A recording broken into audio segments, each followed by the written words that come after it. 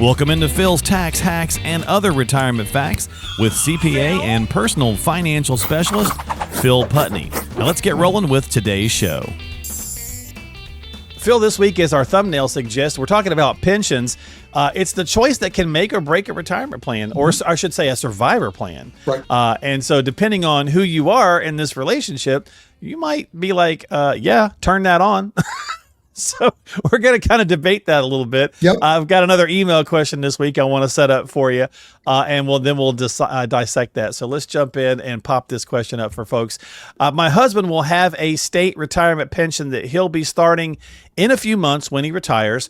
There's an option where he can take a smaller monthly amount in order for the pension to continue for me if he dies first. Pretty standard, right? He thinks that he should take the bigger amount and invest the difference, and then I'll have the investments to use if he dies. But Phil, that feels risky to me. What do you think? Yes. Phil, this actually happens a lot for people, right? You kind of, the temptation of the bigger number, Yep. right? So how do you address some of this stuff? Well, first you've got to run the numbers for your plan because every plan is a little bit different, but it's always a temptation, right? You look at the numbers and it's like, wow, I mean, I can get, $2,000 a month if it's just on my life. But if it's 100% survivor, it goes down to 15, and that's not uncommon. It could go even lower than that, or kind of really. Sure, I could invest the $500 difference. Right, so that's kind of what they're thinking. It's like, well, yeah, I'll take the extra 500, and I'm going to live, 20 years, so 500 a month for 20. That's a lot of money that you might have. Yeah, that is true. And the market's been on fire and yada, yada. Also, if I'm going to get 12% on the money, there's all these different, I don't know what kind of math they're running on it, but, so the concern with that, and the concern always with this type of a decision from a pension is, but what happens if you don't live to full life expectancy? What happens if you take that single life survivor option, life option, you're getting an extra 500 a month, but then in a year you get killed in an auto accident, right? So now what, you got $6,000. You gave up this extra lifetime pension for your spouse and you've got $6,000. So the invest the difference, I would not recommend. That is because you're it's risky. Time. You don't have, and that you don't have control of. You don't know when, the potential of you passing is, and that's really the ultimate protection that the pension provides is that longevity. Of not knowing how life, similar to Social Security in the concept there. Well, okay, so if investing the difference is a bit of a rough strategy, or it could be, I often hear people also say, well, wait a minute, what about taking the difference and buying life insurance? Yes, now that is a potentially feasible solution because life insurance solves that unknown of when, right? So if you were to do that, and if that's the case, let's kind of set the order in place, right? Get the numbers, run the math to see, does that gap, that difference give you enough, and it has to be guaranteed life insurance. That's kind of the key because we don't know how long that longevity is, so the math works. Now the next step is you got to apply and get approved, right? So don't go making this decision, say, yeah, the math works, let's do it. Then you apply for life insurance and, wait a minute, I can't get it. Or that's a great point. You want to check on that. Cost me $500. There's some health concerns. It's going to cost me $1,000 a month or whatever the case is. So that's a good point. I didn't think about that. Check and see if you're viable before you select. Is there usually a little bit of time to make the pension option selection? There generally is. Yeah. So, depending on your scenario, right? If you're jumping in at the last minute, you might have to make a quick decision, but it might be worth the wait just to answer the question to see, hey, does this work? The math part of it is pretty quick. You can run that and get those answers relatively quickly. The life insurance part, it's not like it's going to take months, but it can take a little bit of time. So, gotcha. But yeah, that is a lot of times it's referred to as pension maximization, right? Which that can make a lot of sense because the flip side of this decision is, so what happens if you're trying to hedge your life expectancy, the husband in this case with the pension? So you take the lower amount for a survivor benefit for your spouse because, you want to make sure that she's covered. That's great. Maybe not a bad decision. But what happens if she passes?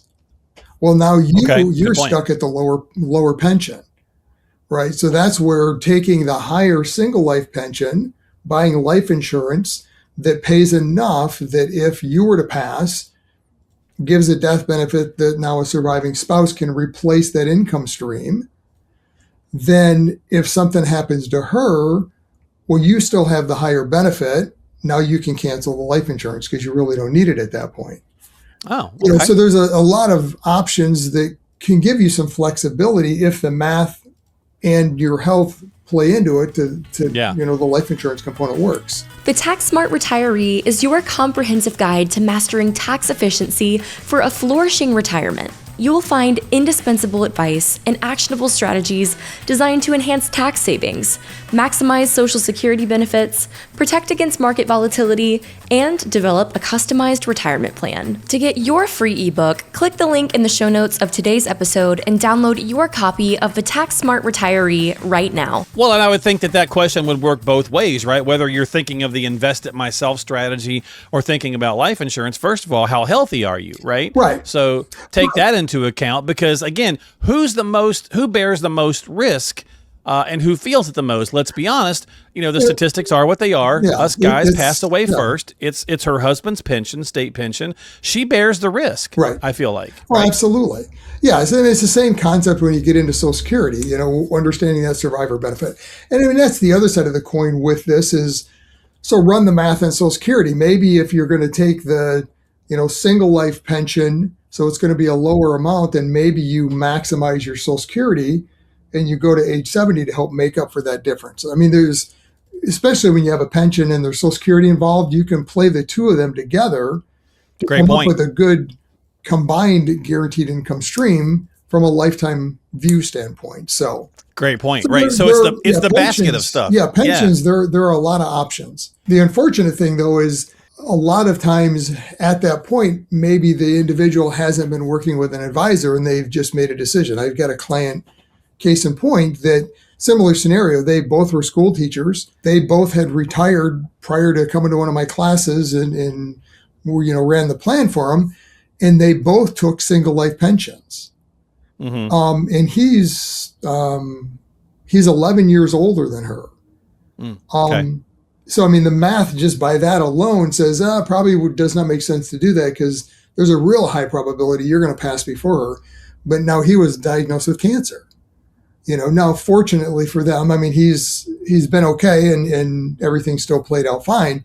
But in his case, I mean, now the life insurance isn't even an option. Yeah. So great point. Yeah. So just run the math first, understand all the pros and cons, because pensions, much like Social Security, but even more so, it's a permanent decision. It's not like you can go in and fill that paperwork out and say, I'm going to take the single life option, give me the biggest monthly check. And then a year down the road, I changed my mind. I want to switch. Yeah. My wife yelled at me and I want to switch. They don't care. Yeah. That sounds like a personal problem. They can't fix it. Life is life and people are people. Right. And we tend to, this is why I feel it's so important that both people are involved in the financial process, absolutely. Right? Because, in a lot of scenarios, maybe the wife, I'm just making an assumption here, but maybe she's just like, you've been handling it great, make the best decision. But, most likely you don't want to be doing that. You want to be like, hey, and I would hope that most ladies would be, or whoever, if it's the other way, if the shoe's on the other foot, that's fine too. Be like, hey, I need a say in this because I've got to also feel safe because the likelihood of you passing before me, especially if there's a difference in age, like you just pointed out, could be greater, right? For different couples, different scenarios. So this is really why it's important, Phil, that both people have a good understanding of the financial and retirement strategy. Yes. Yeah. And again, not to be stereotypical, but a lot of times the spouse maybe isn't as involved in the finances and they're just... Well, there's always one of us that are better at something than somebody else. Yeah. How it plays out. So, and my wife is way smarter than me. So, I mean, the other side of the coin, and it wasn't mentioned in the email, so I don't even know if it's an option, but look to see, is there a lump sum option? Because that can sometimes, again, depending on the math, it might solve that longevity problem because now you got the money. So if something happens, is that kind of, it doesn't matter. Phil, is that more like saying, isn't that more like taking the money and going the market route, but a little different because you've got the whole amount to then invest in whatever, right? The challenge with the invest the difference is you're counting on time. Because they're not writing you a check for $600,000 or $1 million to replace this pension. Gotcha. They're giving you an extra $500 a month. Or 1,000, whatever it is. Whatever the difference, whatever the difference happens to be. So, I mean, it's going to be that over time that, mathematically, if you live till, 85, it might make sense. Well, but if you live to 85, then the survivor option in the pension probably doesn't matter anyways. Right? Because the further you get into the plan, the risk goes down because now the surviving spouse, there's not as long that we're trying to make up for income.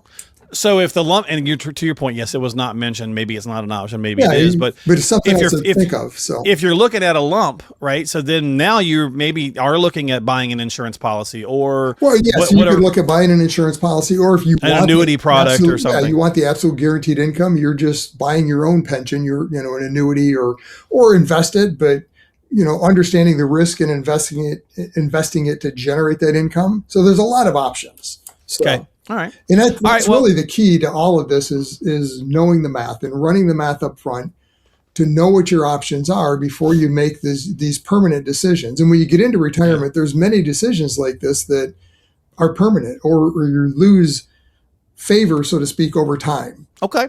All right. Well, it's not always about maximization of the check, right? The big number. It often comes down to deciding whether you want to self-insure with investments or transfer the risk to the pension system, the viability of the company. Yeah, there's lots of different things. There's risks on all sides. So so like anything in life, get a strategy, get a plan. Don't just wing it.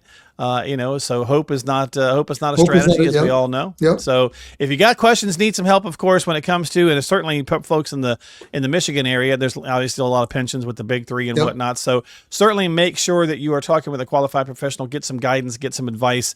The sooner the better, in case you do have a deadline, so that you do have some time to look at some different options. Yep. And of course, Phil is here to help you. Just got to reach out to him, philstaxhacks.com. That's philstaxhacks.com. Of course, we got links and descriptions in the description below, so you can get in contact with him that way and start your conversation for yourself for a review and a chat. Start with a phone call if you need to, right? But absolutely, just reach out. That's where we always start. So have a conversation, get started. Thanks for hanging out. Hit the like and subscribe button on whatever platform you're using, of course, right here on YouTube.